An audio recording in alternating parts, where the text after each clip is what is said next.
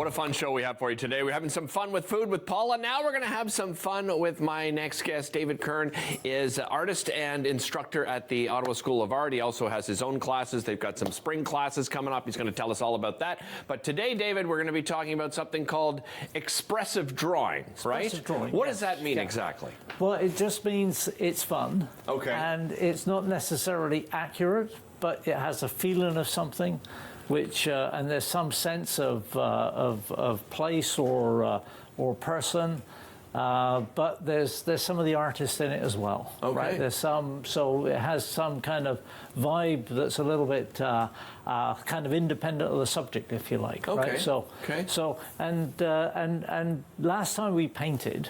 Right. Yes. But sometimes you can't get the paints out, right? Right. Or you don't or you don't want to, you know. But doing a little bit of art every day is very, you know, therapeutic. Agreed. And it's so easy to do at home, right? So I thought what we do today is a bit of drawing. Okay. But rather than use a pencil, because like everyone's got a pencil in their desk drawer, right? We're going to use a bit of charcoal, okay. right? Which and if anyone hasn't got some charcoal, I say go to the art store or craft store and get a little bit of charcoal, because it's just great stuff. It's a little bit messy, yeah, but it's like totally lots of fun, right? So nice. So we're gonna do just a little bit of something with what I call regular charcoal. It's not compressed, right? And actually, I don't go for the compressed stuff because it doesn't erase that well. So, okay. So give it a go. Just put a little bit on the just use the side of it, right? Yeah. So see, it just see, and then we can just take one of these squidgy, kneadable erasers, right? Which just last forever, right? They normally end up on my sole, right? So I never need new shoes because there's always some of this on it, right? So just it's like chewing gum, but don't chew it, right? No. And just put it in a little bit of a needle, an edge to it, right? And and that charcoal will come straight out. Oh yeah. Right? So you can kind of draw with the. You can draw with the eraser. Yeah. Right. So that's cool. It's kind of, so you're always drawing, right? You're not taking things away. You're drawing, right? You're drawing with the eraser, which is great. So that's what we're going to do. So, all right. So I thought what we'll do is I'll just start and we'll kind of go back and forth a little bit, right? Yeah, I like that. So I'm using just a bit of a mid-tone sheet here, but you can do this on a white regular piece of paper, and in fact. You know, and I've just done it on you know, paper from the dollar store or whatever. Oh, really? Right? Okay. This is a little bit better than that, but you know, sort of that idea works, right? So I can if I just start off with a little bit of, I'll just put a little bit of charcoal on. I don't have to. And let's say we wanted to do an old tree, right? An old tree, right? Yeah. So I can form the kind of form of the tree quite quickly using just, you know, the side of the charcoal, right? Yeah. I say expressive because I'm not actually looking at the tree, right? I mean, I'm making this up. Yeah, right? exactly. You don't have, you're not using a photograph that you took, and you're just going by memory and how you feel. Yeah. Yeah. So I can see why charcoal would be, you know, if you're getting started. Yeah. Right, as an artist, that this would be a really fun way to get started, right? Yeah, yeah. So, and the thing is that it's so quick to form images with charcoal. Whereas if you've got a pencil, you tend to be going a little bit lighter, a little bit slower. Yeah. And so in this case, I'm just defining, you know, what. Speaking of getting started, by the way, everybody at home, David has a new spot on his website. So if you go to davidkern.com/get started, you're going to be doing kind of this type of lesson for people, right? In fact, I've already put something on the website. Oh, you have? Right? Okay. Yeah. So I've got a version of this that I've done, and you can kind of follow along with the steps that I had to get something like this, right?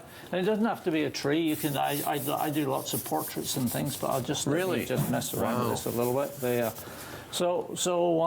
So I think you can see that kind of gets the form very quickly, and then what we can do is we can actually sort of erase things. Like if we got some light coming this way, right? Then we can just pull out the areas that are going to be in light, right? Yeah. Why don't you give it a go? So Just cool. perhaps take a little bit out there, right?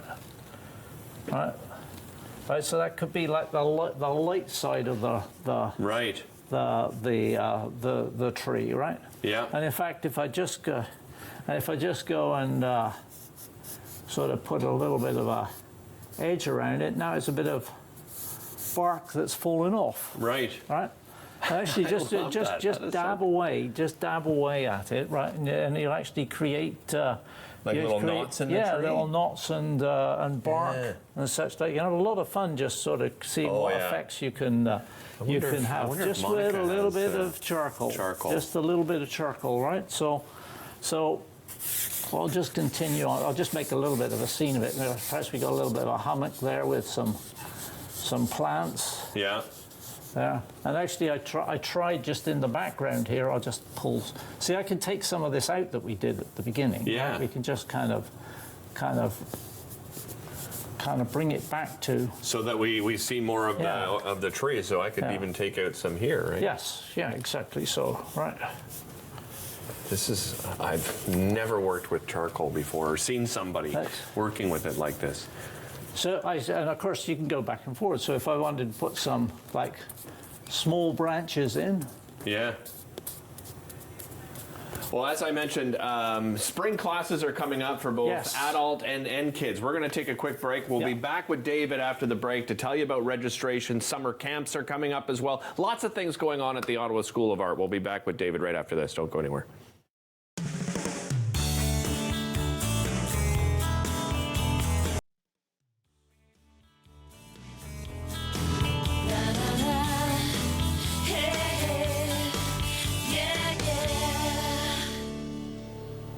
Welcome back. We are back with artist and instructor David Kern, working on our expressive drawing together here on the show today. It's exciting, but also exciting because you've got your spring courses coming up for both kids and adults, right? Absolutely, yeah. The kids' classes start this weekend, right? So that's coming out quickly. The adult classes a week later on around the 16th or something. Okay. Right. So the spring's a great time to do art, right? And there's a lot of variety of courses, including some plein air courses.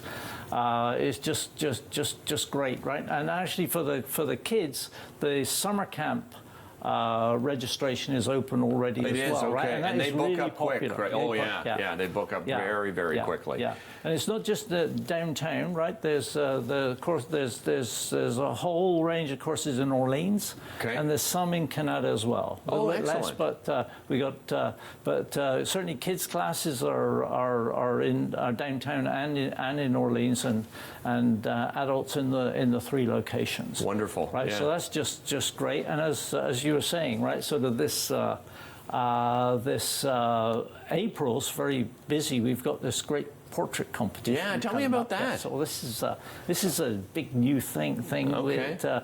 We got a $5,000 prize for a commission to paint Colonel Chris Hatfield. Oh, nice! Cool, right? That is fantastic. Yeah, we're just looking at it here. Yeah. Here's the portrait contest. Yeah. So that deadline is April 15th. Is that right? That's right, April 15th. Okay. Yeah, and then there'll be an online show, and there'll be a show of finalists as well. So so we'll get to see some of this great art that's amazing. Come in, right? Yeah. And there's another, maybe not quite so high profile, but there's a show of works on paper from all of the students and instructors, which is going to be coming along at the end of April. And I think excellent. that's just be be great to see as well, right? And that's anything goes. It's got to be on paper. Okay. So we could put this in, right? Yeah, we could enter this. Absolutely. The Kern Phage expressive tree. Yeah. I love it. We're going to continue working on this a little bit, right? A little bit more, right? Maybe we'll just pull out a little bit more light. So we got sort of this idea of lights and darks and something in the middle, which is what we kind of talked about last time as well. That's right. And we won't spend too much time on it, but I could say, you know, that those could be some trees in the background, right? So you've got this kind of idea of distance, right? Then it's all beginning to come together. But there's maybe I'll put a few little plants on the ridge here as well, right? So nice. So you can kind of see, you start getting something that's making a bit of sense, and you can go and modify things very easily, right? If you want to sort of change anything, right? You can do that quite quickly. I was saying to David during our break there that I've always found art a little bit intimidating, but something like this, I can see, you know, if people are a little bit intimidated by art, to start with something like charcoal, because you can see that you can get something right away, so right? Some success, early success in it. And then you don't have that frustration, right, of trying to paint something perfectly. And you can change it so easily as well, right? Because there's always a bit of a pain rubbing things out, right? Whereas this is so quick. But there's more. There's one other thing that we can do. Well, I want to see. Real big fun, because I noticed you brought some white chalk along with you as well. Because the thing is that I did this on a mid-tone sheet that is, there's a buff color, right? So what that means is that we can actually highlight some areas with white, right? So when you give it a go, we'll just put a little bit of light in, but not too much. But the areas where we've got light, right? Maybe a bit up here, right? Yeah, that's the idea. There's no rule other than not too much, and it just kind of sets the whole thing alive, right? We could, for example, just say that if we got some root here, right, and we want to kind of highlight it a bit, we just can go in and add a little bit of white, right? So it's a nice, you know, few little. My wife would call these funions. Funions. Yeah. Your wife is an artist as well, right? Yes. And the two of you teach together, we teach together. Yeah. So the workshops we do sort of independently and with the school. Yes, my wife and I do lots of weekend workshops. That must be so much fun to work together with, especially, you know, you both obviously love it. Yes, right? Indeed. Tremendously. Yeah. So there we are. That's Look at kind of a quick run around how you can kind of form an image, you know, with charcoal, and this idea of using a little bit of a paper with a bit of tone on it gives you an extra dimension, because you can use a little bit of white as well, and, and it just kind of pops everything out. Nice. I love it. You've inspired me. You really have, and that's something you do with all of your students, right? I mean, because when you love what you do, it doesn't seem like work. It's right. It's not. Yeah. It's You and I have that in common. Yes, for sure. Actually, right? Because you got to be an artist. You got to be yourself. Yeah. Right. There's no. Because what they, I think it was Oscar Wilde said, sort of be yourself. Everyone else is taken. Right. But that's certainly true for the arts, right? And I think. You know, using other people's styles and copying is all part of the process. But in the end, it will come out your way. Yeah. Right. And so don't feel like sort of it has to be like other people's, because really that's kind of pushing things uphill a little bit, right? Yeah, and you know, it's okay to be a copycat, right? And as you said, right, that's how you learn, and then you put your own twist to it, and everyone's done that. Come up with your own style, right? Eventually. I've got 30 seconds left. David has these two wonderful books that he has authored as well. Really fantastic books, beautiful pieces in each of these as well, and these are available at the Ottawa School of Art. Absolutely, And don't forget davidkern.com, and you click on his /get started, and if you sign up, you'll get. I'll make sure that everyone gets the presentations and the demonstrations as I'm doing them. Perfect. Yeah, Perfect. so Thank you so much, David. We'll see you again. See you again soon. Don't go anywhere. We'll be back with more. Introduce you to the 2024 CHEO champion coming up right after the break.